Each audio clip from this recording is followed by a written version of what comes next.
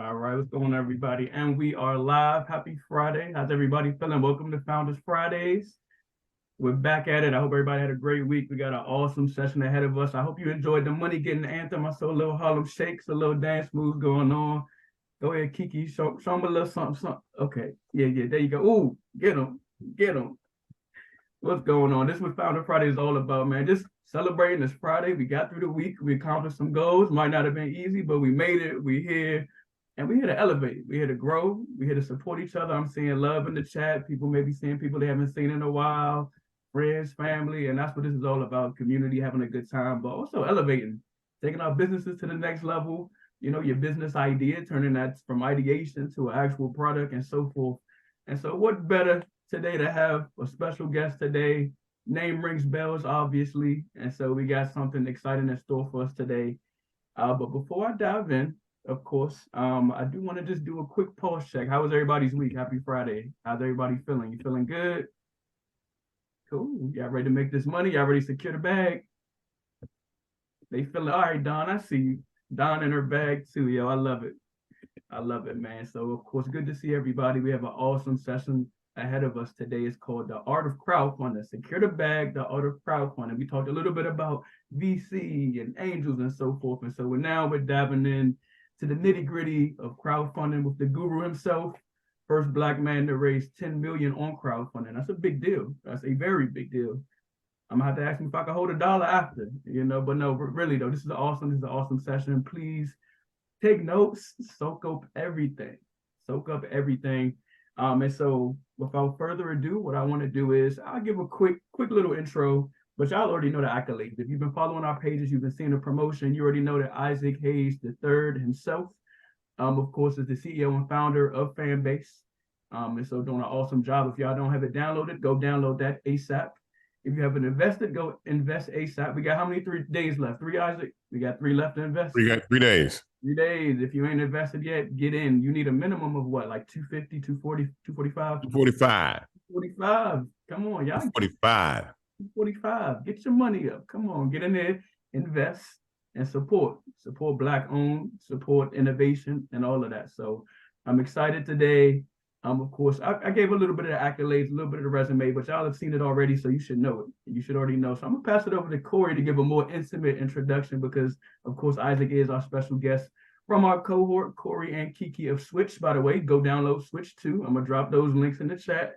Go download that, Fanbase and Switch. If y'all ain't downloaded it yet, y'all missing out. You're moving too slow. All right, so I'm gonna drop those links in the chat too. But I'm gonna pass it over to Corey so we can give a more intimate introduction of Isaac, who is the mentor of Corey and Kiki. Yeah, absolutely. Okay, so awesome. I saw my face blow up, but yeah, Kiki and I have had the pleasure of working with Isaac for the past year and a half, and he's been fundamental in our success and our raise, just pouring hours and hours into us as an advisor. We're just so grateful for all of the little knowledge that he's dropped here and there. And so we're just so excited that he could be here to impart some of that wisdom on you all as well. And I know Kiki has some words to say, but Isaac is just absolutely top notch. And I honestly don't know what Switch would be without him and all the hours that he's poured into us. He jokes around as the sixth God, but he's just come through for us so many different times. And at this point, he's really earned that nickname. So Kiki, any words about sixth God? Yeah, I mean, I think it's different having like a close advisor that generally can talk about like what to do and what you should do or what steps to take. We're about to embark in the same journey Isaac has gone through with crowdfunding. So it's a little bit different having someone directly has been through what we're about to get into. So I think he actually instills a lot of confidence in us. As we haven't experienced some of the things that we're going through right now. So I'm not going to take any more time. I'll let him go ahead and get started. And yeah, like the journey has been great and we've learned a lot. And I hope you guys enjoy the session. I appreciate y'all, man, for real, Corey and Kiki. This is awesome. It's always important to give your flowers to your mentors. So whoever is paving that way to take you to the next level, make sure you give them those flowers. And so I love how y'all speak highly of them and show a lot of love to Isaac. And so without further ado, I present none other than the CEO, founder, the man himself, the crowdfund king, Isaac Hayes III. Hello, everybody. How you doing? Thank you guys for having me. Kiki and Corey are being completely modest.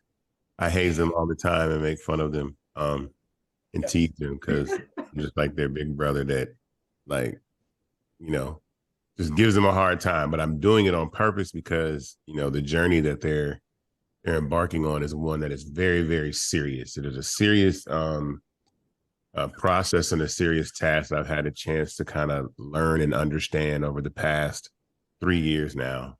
Heading into this is like 3 solid years that I'm involved in this part of raising capital. My journey began in 2018, founding Fanbase and using my own money to found the company. I spent about $200,000 of my own money to build Fanbase. And that was like the MVP to really, you know, get people on the platform, and got to about 10,000 users. But I took one meeting with a VC, and the meeting reminded me so much of the music industry. It was very dismissive, very kind of like, you know, I'm the VC and you're just a startup that doesn't have any money.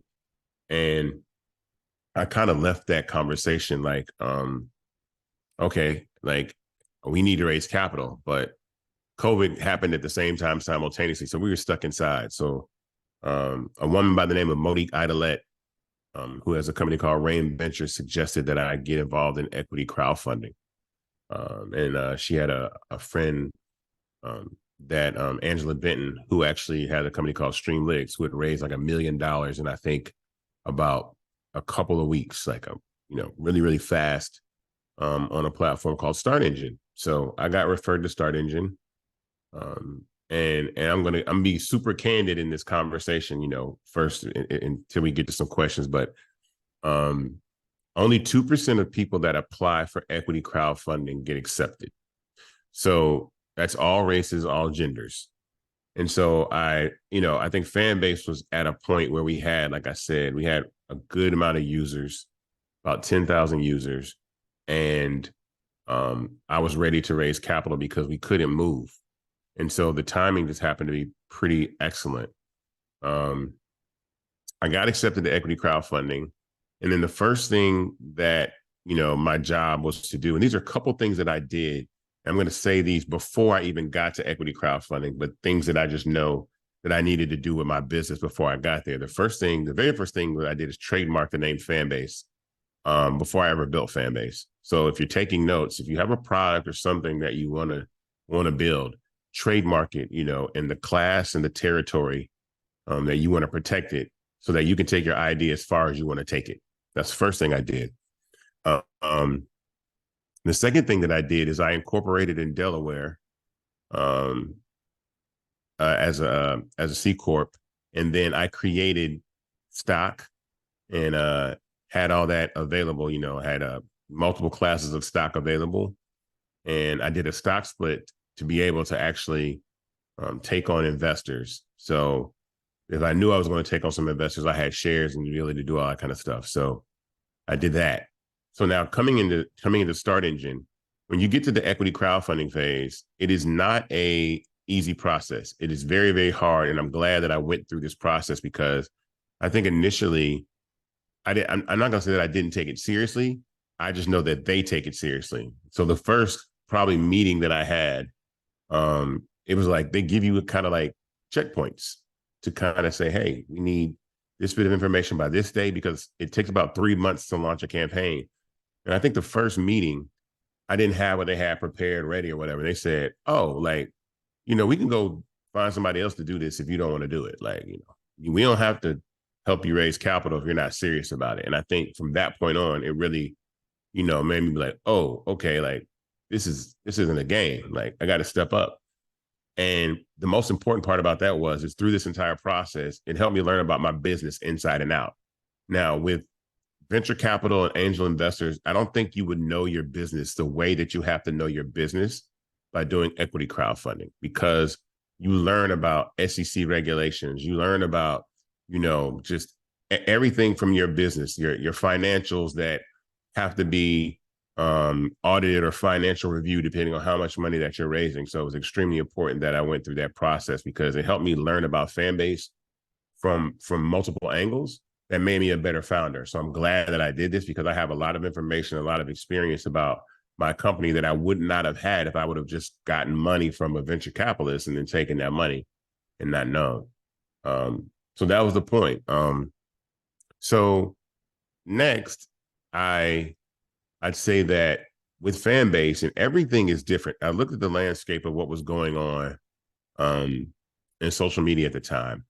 And so I'm going to say that my journey is the exception and not the rule. And I think it was a few things because of the timing. There's some things that are definite rules that I think can help you as you build your business, but there's some things that are the exception. And one of those things is, well, let me start by saying this. I raised, $1 million. The first $1 million I raised in about 3 weeks. And then I went on to raise 3.4 million, then another 2.2. And now I'm in a round of raising 5 million, and I'm about 5.3 million now. So that puts me right over the $10 million goal mark. But in this process of raising capital, I'll say first and foremost, it has to consume your life. This is something that I've told Kiki and Corey before they even got started. I was like, when you are raising capital, you have to stop everything that you're doing in your life. And this is your life 24/7, because you are, taking money from the general public. They're investing in you just as much as they're investing in your product.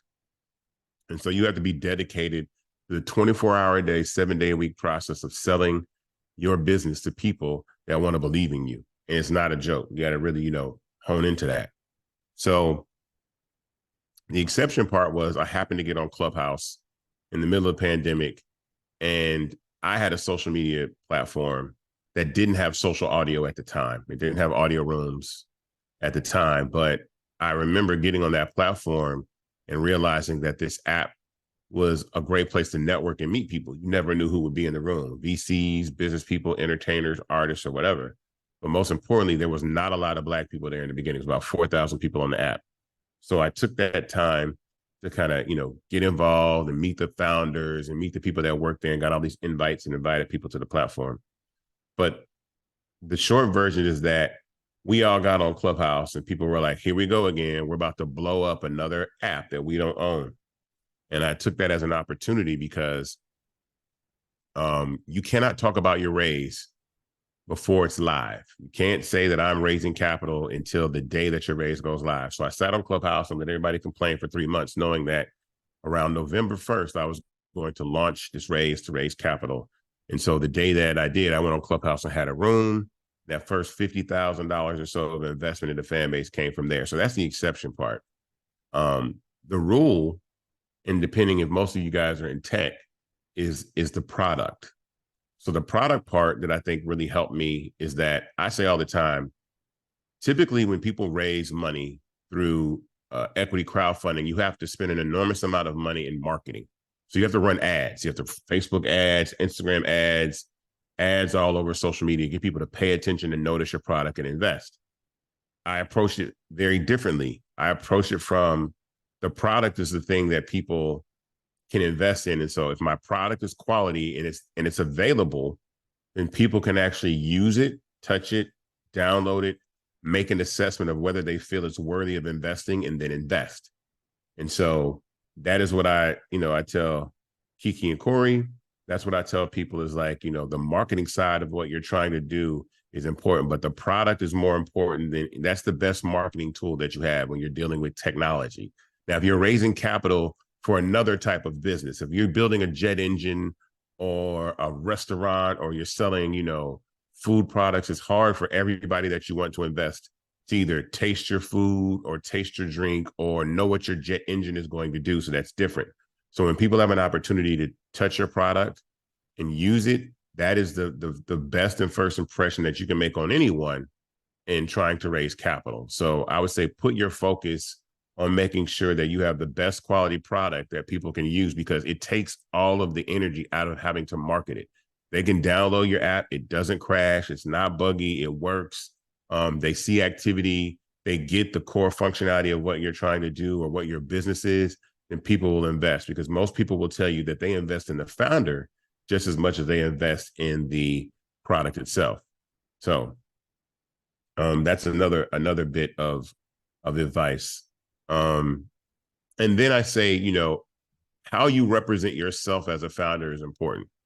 I'm a person that I'm a very vibrant individual, but I lay low in the sense of saying it's a very psychological game and perception and expectations. And so I always say, don't, try to be fabulous and fantastic and raise capital at the same time, because people will always make assumptions of, oh, so you're using the capital that I gave you to live a lifestyle or be fantastic. So I always say there's a difference between sharing your life and flaunting your lifestyle. And I think when you're raising capital in that fashion, you got to kind of lay low. You have to, that's just me typically. Like, I go to the office every day. I mean, I pretty much have a t-shirt like this 24 hours a day, 7 days a week. I'm wearing a Fanbase t-shirt, some jeans, and some tennis shoes, and I go to work. But I know founders that have struggled because they have, tried to live life and raise money at the same time. And you got to make that sacrifice. Meaning, I understand that there's a life to be lived, but you want your dream to succeed or you don't want your dream to succeed. So I tell people all the time, like, look, don't post anything that's going to make people think that you're not focused. And I've seen actual VCs also not invest in founders because they saw the founder at the beach. They saw the founder, in Cabo with like 6 of their girlfriends in a villa. And it's like, I'm not about to give you no money. Like, you're not taking this seriously. Like, I see what this is for you. You're not serious about what you're doing. So image is very, very important. The perception that people have of you and what you're doing with their money when you're raising it is extremely important. So I make my own money on the side. I could post things that are really fantastic and great all the time, but I don't anyway, just because, you want people to always know that you're focused on what the goal is and why they're giving you the capital that you have. So those are kind of like the outside, kind of the surface tips, the broad tips in being able to raise capital. Now, I want Keontae to ask me some questions, because I need questions, because it'll get my mind going, or if Corey and them have some questions that they want to ask or something like that, it'll help me, because I know there's a lot, and I'd rather do Q&A for 30 minutes and answer questions that I can tell people about it, but it'll help. Yeah, no, definitely. This is perfect, Isaac. First of all, you dropped a lot of gems already thus far. One, you talked about trademarking. You talked about the quality of the product. You talked about the marketing and the perception of the image. I feel like a lot of founders don't even think about that. They don't think about, oh, I'm fundraising, but I'm gonna go out in Dubai and chill with my homies too. And you never know what the VCs are watching. So you Exactly. touch base on a lot of key topics. So when we think about the art of crowdfunding, I guess I want to dive a bit deeper into why you specifically selected Start Engine. I know there's various platforms from Kickstarter to other things. I've seen some in the chat of some founders actually sharing theirs as well. Like, I think Aaliyah had dropped in Crowdfunder as well, one that she's been using. And so I wanted you to maybe just dive a bit deeper into also Start Engine, why you selected Start Engine, and maybe what do you need to do to prep before I even attempt to get on Start Engine? So I didn't actually select Start Engine. Right. It was just that Angela had raised $1 million on Start Engine. And so that was a relationship that, a relationship that I had with Monique, that she said, hey, I can tell Angela to shoot them an email and see if they'll take a look at your deck. Like, you have to kind of like send in a deck, and they have to see if your business is ready to raise capital and then do so. So it was just, like I said, it was all timing and God and blessings. I think other platforms, I like Start Engine the most, because I feel like Start Engine is the most rigorous and serious. I think they give you the hardest time in trying to raise capital. I think Kiki and Corey can tell you that too. They've used other platforms. They're like, oh yeah, we can launch your campaign in 2 days. I'm like, that don't sound right to me. I don't know about that. I want to go through the 3 months. I want to go through the compliance, the multiple rounds of compliance to make sure that I'm, doing what I'm supposed to be doing. And it's a huge, they know, they've been through it. And honestly, I left them alone. To be totally honest, I left them out there. I haven't dealt with them in the entire process of them dealing with Start Engine to start their campaign. And I did it like that on purpose, because I wanted them to see what things they had to have ready and what things they needed to be ready. And I'm glad, because I knew they could do it, though. It wasn't a problem. I knew they'd be able to do it, but it's probably a lot more than they thought, that they had to do to raise capital. So I just got lucky coming upon Start Engine. Gotcha. Okay. No, I definitely have heard it's rigorous from a lot of founders, even Kiki and Corey.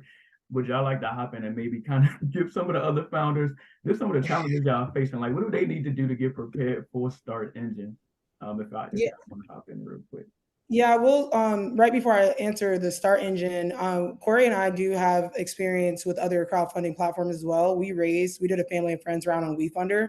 So I think also with Start Engine kind of being very selective, I think like Isaac said, and to test what he said, like they are very serious. We want our round with WeFunder, you can just hop on and make your own campaign.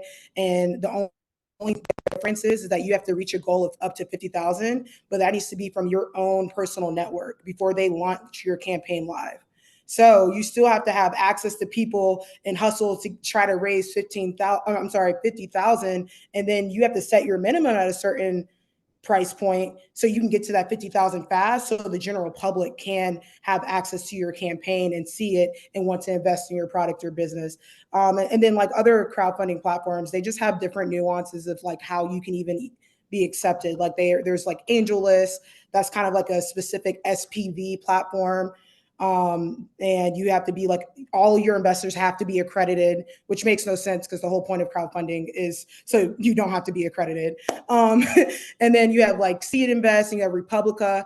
A lot of those platforms, they're going to be like, hey, submit your pitch deck, have like a little brief synopsis, and we'll get back to you later. And we've literally have been emailed, oh, we don't think you're going to have an aggressive campaign.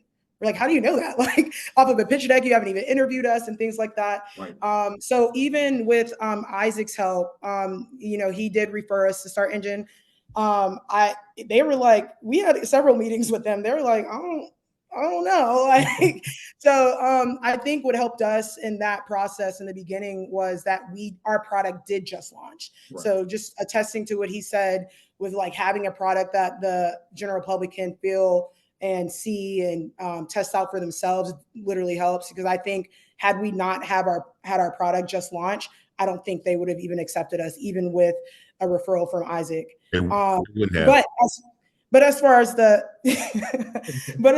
process though, it has been very rigorous. But I mean, Corey, I think you should jump in when it comes to what we just had to do and get our back end straight. Like honestly, average it probably does take 3 to 4 months. I don't even remember how long we've been doing this, but they're very, very tedious. With your wording, your paperwork, your documentation. Right. They're like, hey, if you don't have this, go get it. And we're like, okay. But the great thing is that you have an account manager, you have someone that helps you with making your templates and things like that. They're going to give you example templates, set up your schedule, help you set up your schedule for when your raise is launched. You have all of that already built out. So it's just like Isaac said, it should be your life. So it's like almost having personal assistants that gets all your foundation in order. So now when it comes time to raise money, you can just keep raising money. Because like that's their benefit too. They're going to help you as much as possible because they do take a percentage of your raise, by the way. Yup. Did you go ahead, Corey? No, I think Kiki covered a lot of it, but one thing that I've definitely learned throughout this whole process, I mean, Isaac, you used to always tell us like, when you get on Start Engine, it's going to make you a better founder. It's like, there is so much stuff that they're going to take you through. It is going to kind of just force all that out of you to understand your back end. And I don't know, it just is very challenging, but in all the best ways. So this whole process has been very enlightening, and we're really excited to get it started and learn from the best. Awesome. I'm not the best. I'm not the best. Look at him. People, though. I tease them and say I'm the best. But so something else that I think is important is that what they mentioned is that when you're raising capital, the SEC has strict rules and regulations. Yeah. You can make no guarantees, or you can make no definitive statements. You can't say things like, we're the next greatest app ever, right? You can't say that. You have to use specific words like, we believe right the ability to be the next best app ever. You can't, you can't even, and here's the thing. Equity crowdfunding has changed so much over the last 3 years. When I first started, the maximum amount of money that you could raise in a Reg CF, right, was $1 million. So this is all timing and blessing. So I raised $1 million in 3 weeks. and I had a wait list of about $2.3 million. So people that didn't get a chance to invest. And at that same time, the SEC came back and said, because of COVID, we're going to up the regulation, up the amount that you can raise from 1 million to 5 million. I was like, oh, this is great. So all this $2.3 million, I can take it. Because one of the first things that founders said, oh, my light went out. One of the first things that founders said was, $1 million isn't really a lot of money. Like when it comes to building a tech startup, it's not a lot. And that's the truth. It isn't a lot of money when you think about it. It'll go very, very quick. So now you can raise it to 5 million. When you go to the $5 million level, you do have to go through an audit. And that's another thing. And it's expensive. Audit's like 40 grand, I think. How much the audit is, like 40 grand. So you have to, but if you have that capital, the thing about starting is they'll let you pull from money that you have to do things with it, like to pay for the stuff that you need, but you're going to have to continue to raise that. So the game has changed, and now you can raise up to $5 million. Mm-hmm. Then it's also got a lot stricter, right? Oh man, everything's going down. Hold on. Let me turn this camera back on. There it is, boy. So they've gotten a lot stricter about what you can say. Like you can't use any images that promote like growth, like rocket ships, or you can't have any arrows that point up, or you can't use money in your promotional materials. It's really, really strict. It's the craziest thing ever. It's really, really, interesting that how difficult they make the process. But again, it makes you a better founder. It makes you someone that has to know your business. So that's extremely important. Give me another question. Definitely. I do want to pass it over and see if anybody else in the audience has any. I don't want to overlook you guys. I do have a few more, but wanted to see if anybody from the audience has some questions for Isaac. Nobody does. Don got one for us. I'm gonna add Don to the spotlight. Oh, go ahead, Don. Hi, folks. How you doing, Isaac? Hello. How are you? Good. So I just want to provide context for people who weren't on Clubhouse when Isaac got on Clubhouse. So Clubhouse was a quiet little chirp with no Black people. And then Isaac got on the app and broke the app. Like just broke the app. It was just floods and floods and floods of Black people who came onto this app and blew it up. It was wild. And then, as Isaac said, it became a whole conversation about we not getting money from this. It was a whole thing. And so clearly, Isaac, I actually don't know a ton about your background, but it's very clear that you were very entwined in the kind of entertainment space. You got a lot of deep connections, right? So here's the thing. Everybody can do this, but I wonder if you have any tips to replicate what you did on a smaller scale for people who don't quite have your network. So, relationships, no matter what they are, wherever you can find a relationship, it's extremely important because I'm a relationship person. Relationships are more valuable than money. And most of the success that I've been able to have in raising capital is being able to pick up the phone and call someone and say, hey, I need to do your radio show. Like, hey, I called him Charlemagne. I was like, Charlemagne, I want to do the Breakfast Club. And he's like, okay. And everybody can't do that. Like there's people that want to get on the Breakfast Club and can't even get on the Breakfast Club. Using your network is important because I'm pretty sure, but all of us know people. All of us know people that know people. So even for me, Kiki and Corey being able to use me as a resource to point them in the direction to have a relationship with someone that says, hey, you need to use this person or talk to that individual, because that is the information that was parted upon me. I didn't get here by myself. I got here because of Jewel Burks, Justin Dawkins, and Barry Gibbons, because they taught me about the tech space. So I had to listen to people that actually had success in the tech space and listen to them. So that was my network. So the Gathering Spot, great place, met them there. So without me being a member of the Gathering Spot, a place to build relationships, I wouldn't have had the initial knowledge or the understanding of the tech space to even do what I did. So I would start with relationships first and foremost, because they'll lead you in, crazy places, amazing places. Amazing. And just one more question, if I may. So we're talking primarily about equity crowdfunding here, but for folks for whom that may not be appropriate, can you talk about some of the different forms of crowdfunding and how founders should think about which one makes the most sense for them? You know what? Honestly, I mean, the only crowdfunding that I'm really familiar with is, I know there's levels to equity crowdfunding. Other than that, you can structure your raise in different ways. You can structure your raise with SAFE, so you can structure your raise with direct investment into the corporation.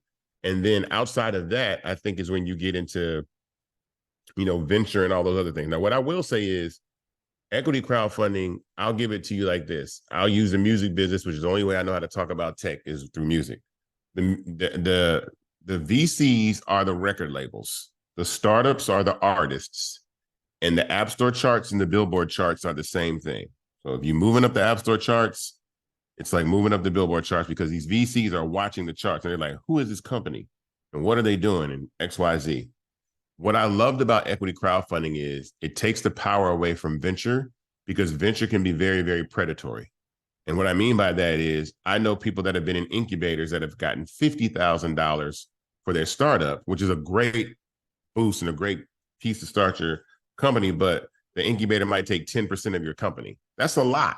You know what I'm saying? That's a lot to give up. So by doing equity crowdfunding, you're able to set your company at a valuation that you have to prove, which actually I was the first company that had to do that, which was funny because before Fanbase, and even in equity crowdfunding, I said the space had changed so much. You could just write a valuation. You could just say, oh, I think I'm worth $20 million and then raise.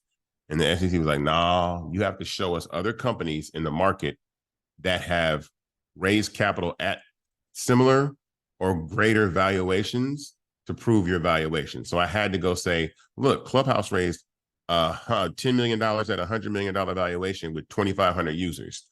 Fanbase had 10,000 users. I'm only trying to raise $1 million and at a what was it?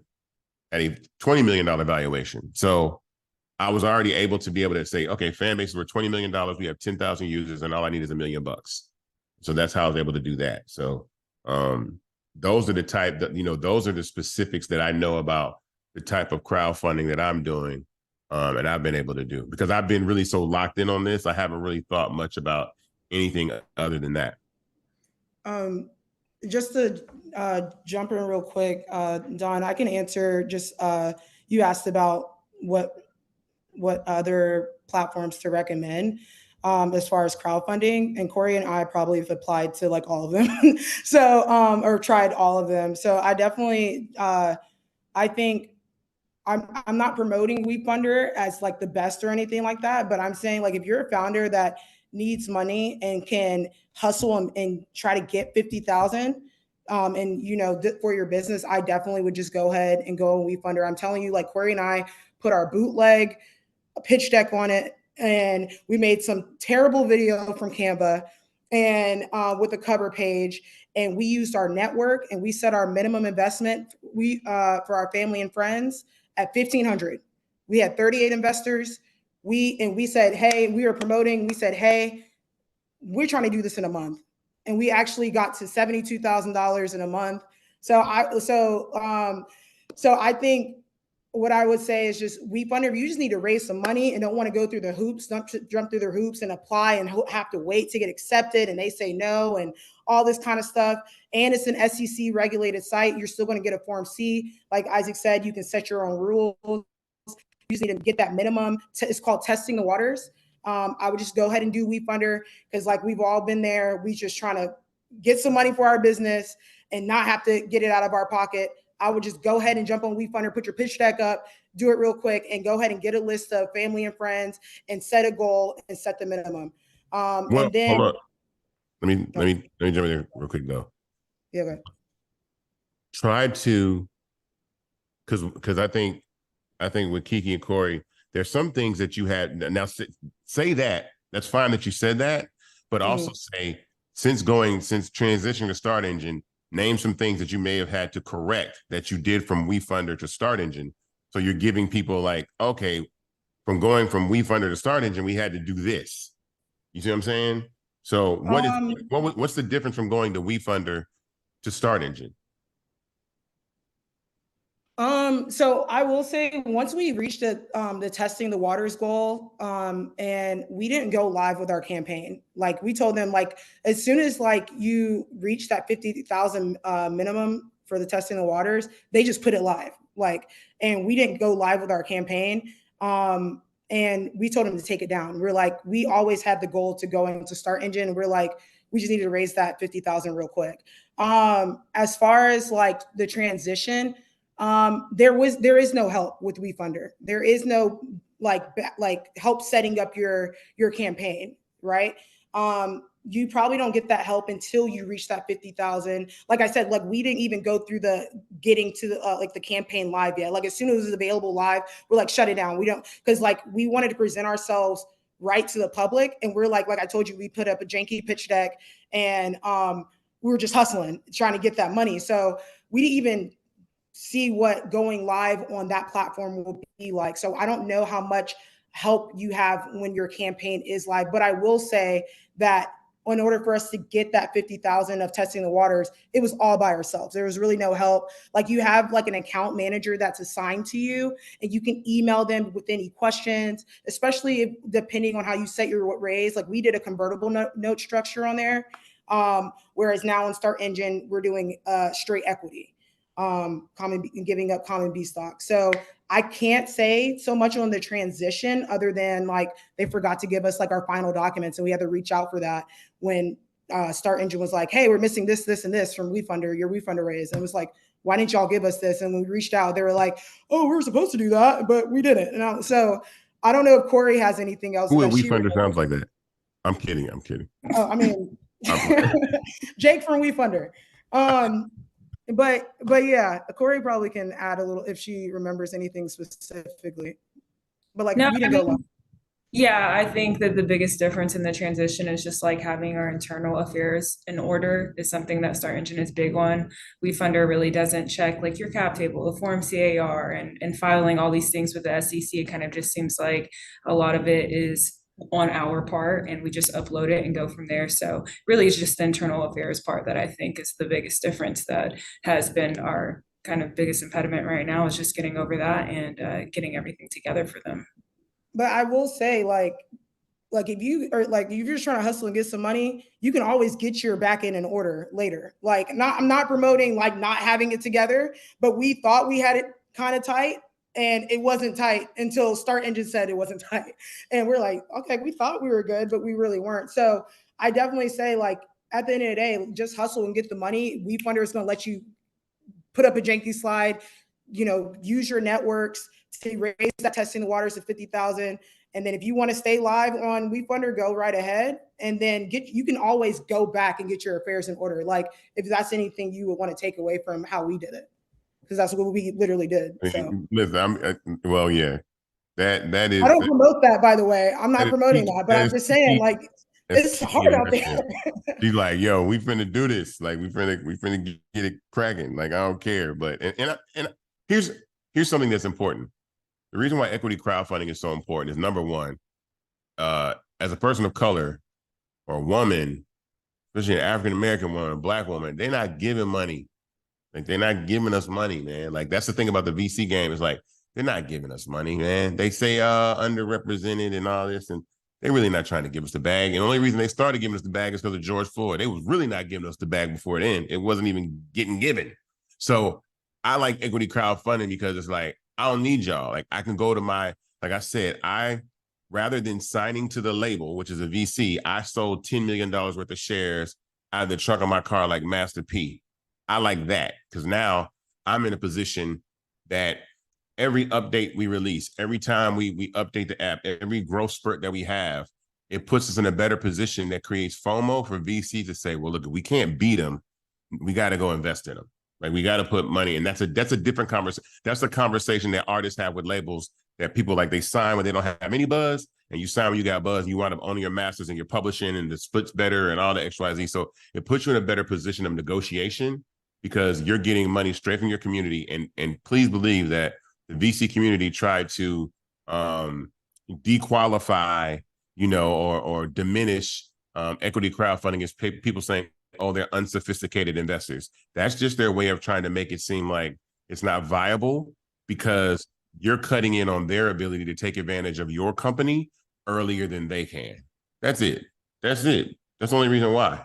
And so they'll say, oh yeah, whatever, but VCs don't have a problem, all of us going out, like I said, going out and buying $5,000 worth of lottery tickets, or going to Vegas and putting $5,000 on the cap table, but $5,000 on the craps table. But why can't we go and put $5,000 into startups, $500 into startups, and have them blow up like Uber, blow up like Instagram, blow up like these major platforms, and turn those, turn that profit.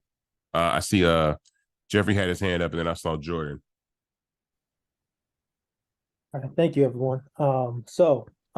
Most times, I don't think CEOs are too technical. With that being said, I'm the CTO of Venture for Them, and I don't want my CEO worried about technical things with the company. He needs to be making connections with people like you and the other great people on this call. So my question is, how did you find the right people to build your tech app? And any advice when your app is ready to scale? So all of this, like I said, is my journey is one of taking the road less traveled. I'm a rebel. So if I see like it's gonna take a long time, if I see any form of resistance and I see the hustle or the con, I'm not going that way. Like we finna get there another way.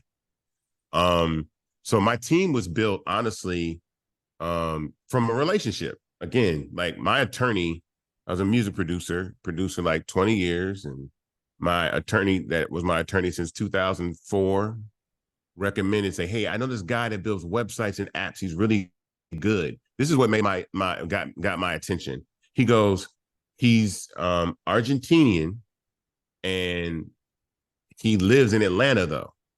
And they built apps and websites for the CDC and Pepsi and Taco Bell and all that, like really good company. But the development team is in Argentina, which is really only an hour or 2 hours ahead, depending on daylight savings time.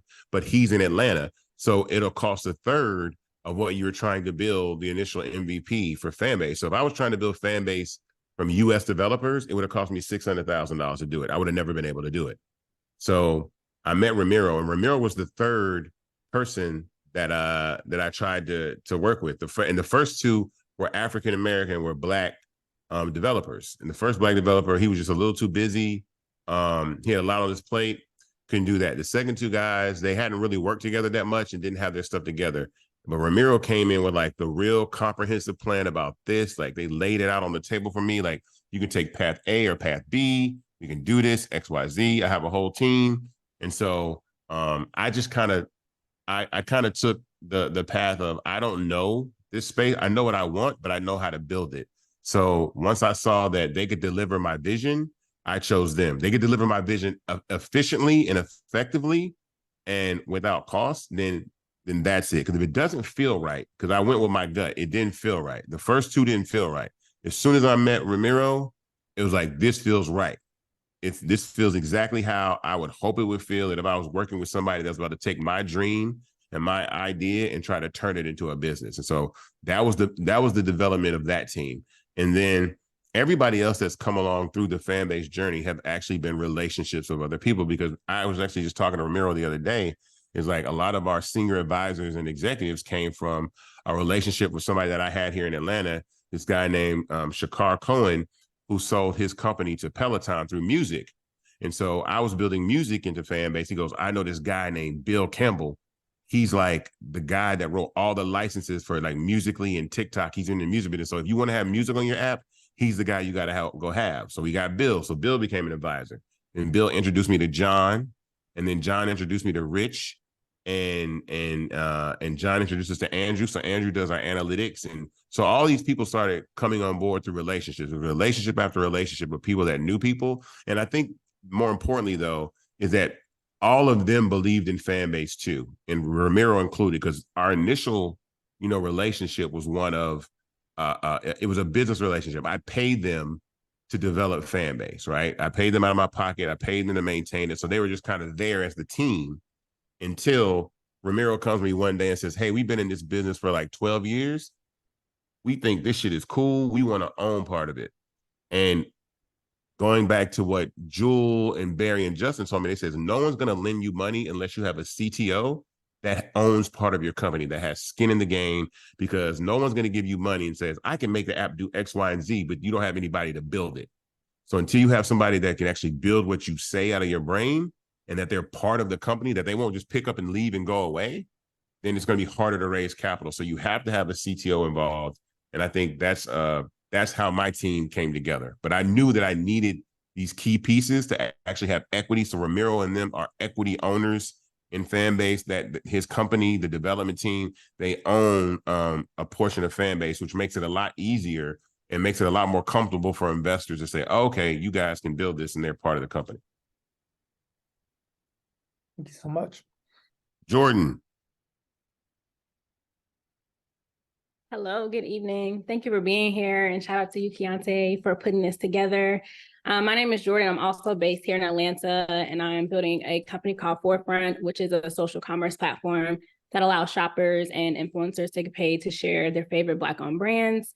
And I'm really interested in crowdfunding, and I really look at crowdfunding as a way to essentially kill two birds with one stone in terms of fundraising and marketing. But I also know before I get to that point, I really want to build a strong community. So I wanted to ask you, as well as Corey and Kiki, just in terms of someone preparing for crowdfunding and wanting to really build their community, what would you all suggest we really consider and be very mindful of before we take that step of launching a crowdfunding campaign or even considering to get to that point? So let me ask you a question. Your product, is it an app? It's a platform? Right now we're web-based, so we don't have an app built. Got you. And so do you need equity crowdfunding to turn it into an app? So I'm on the fence between equity and reward-based, because we do have a marketplace with brands. I would love to consider reward-based and allowing them to help us with rewards. So I'm not like solely sold on equity just yet, but ideally that would be what would help us to go and build an app. Well, the reason behind that is the more the product is the most important thing. Like I said, even with community, it's different. It's really the product. Like there are thousands and thousands of investors in Fanbase that have never used Fanbase, right? And so they can serve. And honestly, it kind of helps that way. And I say this, I tell people that invest in Fanbase, because we have a lot of people that have invested. We have a lot of famous people that invested in Fanbase. And I'm like, don't say shit. And the only reason why I say that is because, especially with a social app or a product, people can put the way that they feel about an individual and associate it with the product. Even for myself, my goal was to never be out front as the founder of Fanbase ever. That was not my goal. But COVID gave me, I didn't have a choice. I had to raise capital. And so when you're raising capital in equity crowdfunding, you have to stand out and be the voice of the product. So you have to speak about your product and raise capital that way. So it's just like going on Shark Tank. It's like, rather than setting your product out there and letting people judge it for yourself, you're attached to it, which is why I say so much of what people think about you, or how they feel about you, or how you represent yourself in the public is just as important as the product itself, because then it can become an issue. So I asked that question because I just think my personal belief is the product is the most important thing. If I didn't know you and I just downloaded your product, because even when I got introduced to Kiki and Corey through my CTO Ramiro, the first thing that I saw was the product. Right. It wasn't built yet, but I saw the product and I was like, oh, this shit is cool. Like, okay, all right, I got it. Like, all right. And I think for me, that's what I lean on the most. And then when I met them, I was like, okay, y'all aren't bullshitting. Right. You guys are young. You're exactly, the audience and the demographic that wants this. So you understand the product is solving a problem with dating apps, which is this bottleneck of messages like, I like you, you like me, and then it just stops there, whatever. So this, switch kind of forces people to have a conversation and get to know people. And that's really, really good, especially in such a superficial era that we're in right now when people can't go to Cheesecake Factory. It's like, cool, whatever. But it's the product. So I think that's extremely important. It's just the product is what it is. And with you saying that, when you say product, does it technically have to be an app, or like would you? Well, it depends on what So if your product is a marketplace to sell, then the store is here now. This is the store now. It's like if I'm buying anything, I don't buy anything on a laptop. I'm DoorDash, Uber Eats, clothes, Nike shoes, like everything is bought on this. So if you're doing any type of e-commerce, people want convenience. And so I would start with an app. I would start mobile, you know what I'm saying? You know, because even I give this as an example. All the other platforms, when you think of MySpace, Facebook, and Twitter, they were all pre-mobile. Instagram was the first mobile first application. They started there. Everybody else had to go back and take their web idea and smush it down into a mobile app to get it to work, which is why I think Instagram had such an advantage, because it was so simple, right? It was just, okay, I take a picture, put a filter, post it, put a caption, I'm done.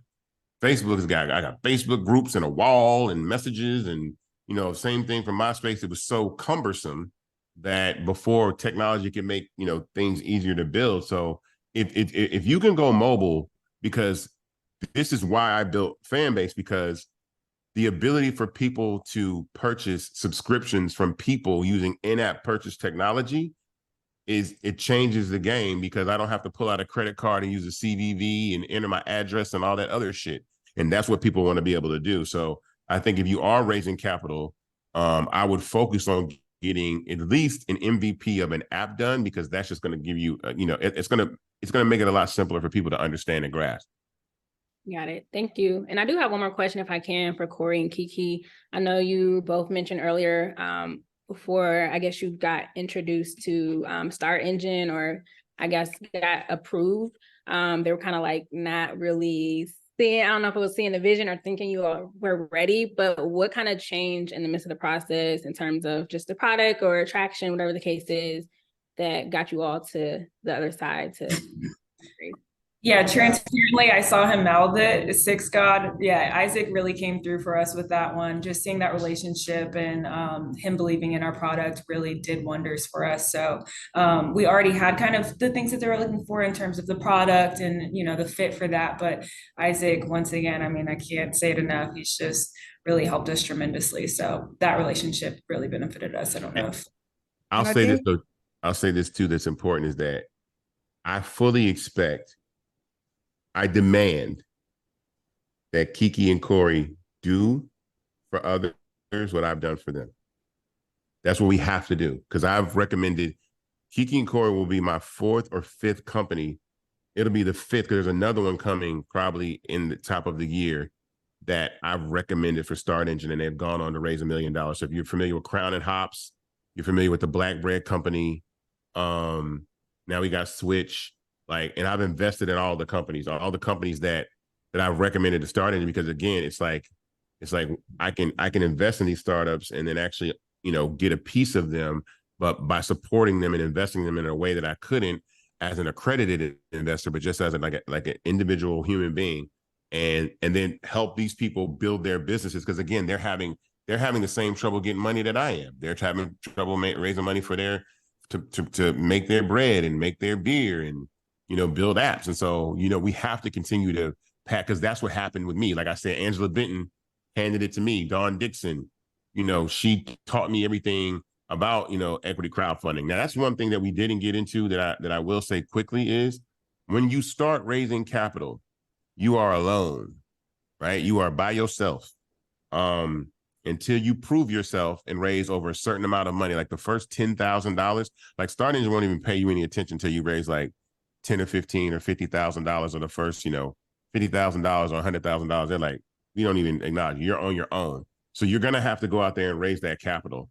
And then secondly, there's tricks and things that you can do to create FOMO, because when you're investing, you also want people to feel like, okay, I'm stupid if I don't take this opportunity to do it now, because typically it's not an opportunity that's available for me anyway, which is what I stress about, you know, the Jobs Act and equity crowdfunding and Reg CF, because this is something that has only been available since 2015.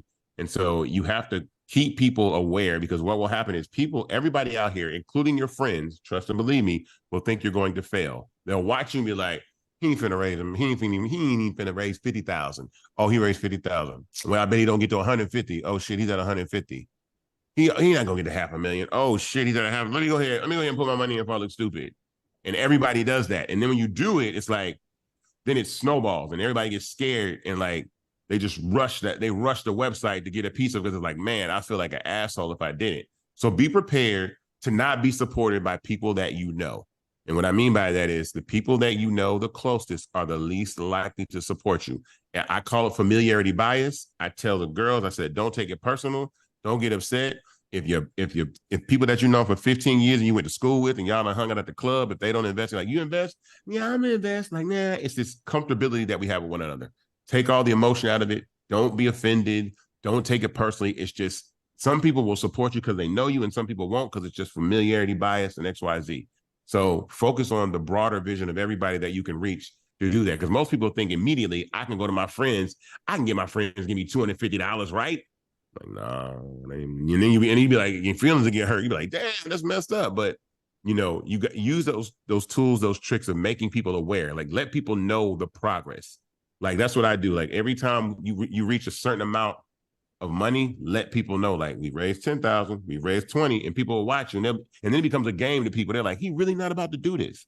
And now $10 million later, now people see like, you don't raise 10 million bucks. Like, so now I'm comfortable in this space because I know how to do it. And it changes every time. Every time that I've raised capital, I've had to use a new method to raise. The first time I went on the Breakfast Club, I had already raised, I knew I was going to raise $1 million because I raised $300,000 in 3 weeks. And you have 6 months to raise $1 million. So I knew I was going to raise $1 million. I was like, oh, the math, I'll raise this money by January. Boom. I went on the Breakfast Club and the next day I raised $700,000 in like an hour. So it was over with. I went on the Breakfast Club for my second raise. I don't even think I got $100,000. I did Breakfast Club again. And I was like, oh yeah, I was like, I just go on the Breakfast Club. Boop. That shit didn't work at all. I was like, oh, I got to do something different. So there's always a different strategy every time that you're raising capital. And I'm about to do Series A, coming up. And Series A is going to be different because it most likely will be equity crowdfunding. But that's a Reg A plus. I mean, that's a Reg A round. And that's in excess of like up to $75 million. And you can't talk about, I couldn't go on a radio program and say, invest in my company in a Reg A plus. So your hands are tied. You can't do that. You can only mention your raise where places where you can post a clickable link that people can see the SEC filing. So I'm already thinking of my strategy for Series A, like how can I utilize that? Or there's a rule. So I'll give you a tip. There's a rule. You can't stop somebody that you know from telling people to invest in your company. So I can't stop Snoop Dogg from saying, man, y'all need to go invest in Fanbase. I can't stop him from doing that. I can't stop people that I know, right? Or something else that I'm doing right now is I got on Telegram and I was like, oh, you can build Telegram groups that have up to 200,000 people in them. I said, let me make a Telegram group and fill it up with 200,000 members before I launch Series A, because I break my raise down. And I told the girls this, I was like, then they're gonna raise their 500,000. It's not even, I already told them it's easy. Because what I said was you need You need what did I say? You need 900 people to give you what? $600, right? Is that what it is? They need 900 people to give them $600 and they raise $500,000. That's it. When you break it down like that, it doesn't seem like such a massive hill to climb. You just focus on those people. So for me, I need 25,000 people to give me $600, and that's 15 million bucks. I was like, okay, there's 40 million black people in the United States of America. I can find 25,000 black people that'll put $600 into my company. I just got to figure out a way to do it. So if I need 25,000 people, if I get a group of 200,000 people in a Telegram group and I can post that link there and promote and market to them, then that's it. I've already seeded a pool. I already got my pool of people, those 200,000, I get 10% of those people to invest, and it probably won't be them, but there's other ways that I'll be able to do that. So you have to think of strategies that you have to overcome the rules that are set against you to be able to raise your capital. By the way, our minimum is 250 when we launch our start engine. When he said 600, 600 is the average investment that a investor invests on crowdfunding platforms. So even if you set your minimum for 250 or 245, like his raises right now, the average investor on Start Engine invests $600. So that's where he's getting that number from, by the way. Yeah. But yeah. Yeah. Take your raise and chop it into bite. Don't, when you say I have to raise $500,000, that looks like, oh my God. But no, it's just 900 people giving you $600. That doesn't sound like a lot when you do it like that. So it just mentally, you just have to chop it up. You know what I'm saying? Because we know what we spend. Even if it's 1,800 people spending or 22,000 people spending $250, we know what people spend $250 on. People spend $250 on dinner and drinks and clothes and other bullshit. So we just need $250 to get invested in this company. So that's the point. I know we're about to wrap it up, Keontae. I do just like a closing statement. Corey and I, we didn't know Isaac, by the way. We didn't have any connection to Isaac.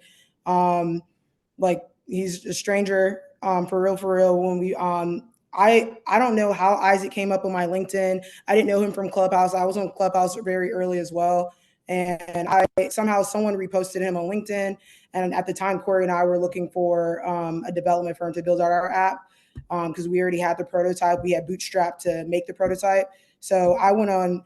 So once someone reposted it, I started seeing his stuff everywhere. And then I finally followed him on LinkedIn. I followed him on social media.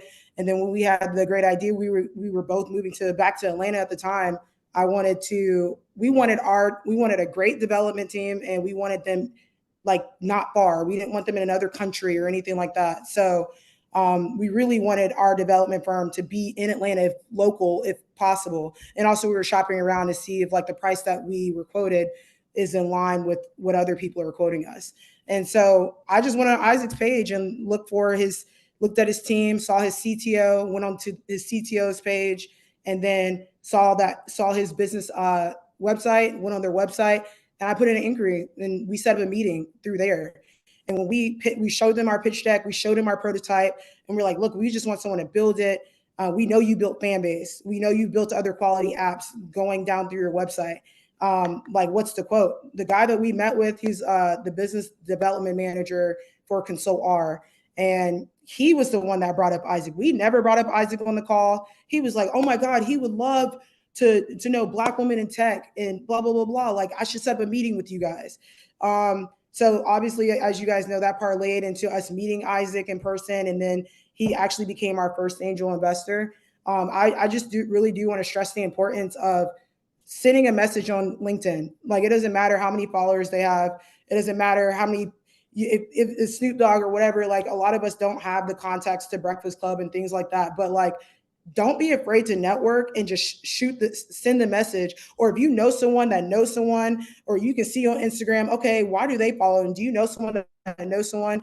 Like, there's always a connection. So, and then we've raised also other money through angel investment from a pitch competition.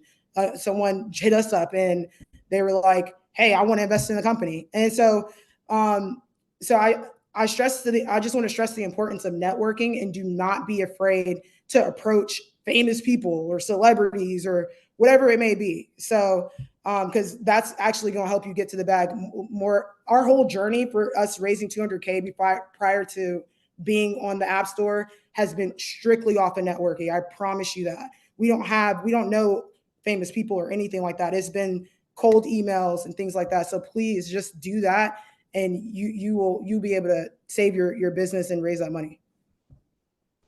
Y'all heard it first, man. Founder Fridays. First of all, y'all heard it from the crowdfunding king himself, Isaac Hayes III. So we appreciate you, Isaac. That you can go ahead and use that now, crowdfund king. And so just let them know that I gave that to you. Put in a good word for the Breakfast Club, all of that. But now, for real, Kiki, Corey, I appreciate y'all with the tag team. That was fired. To pinpoint and plug in Corey and Kiki, they will be pitching next week. We're having this real big end of the cohort HBCU entrepreneur pitch perfect event. They'll be pitching alongside 4 other entrepreneurs, HBCU entrepreneurs, for thousands of dollars. And so super excited for that. Please be sure to hop in and support them. I'm gonna drop the link in the chat one more time, just in case y'all missed it. Show them some love, pull up. We're gonna have some awesome VCs, angel investors, all type of people. So even if you aren't pitching, you need to pull up to see who you can tap in with. Just like you said, they said the cold emails and the LinkedIn's, tap in with the community for real. But this has been awesome. I hope y'all took notes. Isaac, you did your thing. I appreciate the gems, as well as Corey and Kiki with the tag team. So Art of Crowdfunding, y'all, this is huge. Also, after the cohort pitches next week from 5 to 6, then we got a 6 to 7 portion where anybody can hop in and pitch, as long as you went to a HBCU student or alumni. So hop in. That's the rocket pitch portion, the T.H.E.M, and team are leading. So please tap in. We got some amazing resources for y'all. I know today was amazing. Hope you got some notes. And with all that to say, everybody have a great weekend, man. We appreciate you, Isaac, Corey, Kiki, everybody that hopped on. Much love, y'all. Have a great weekend. Thank you, Thank guys. you. Yeah. Later.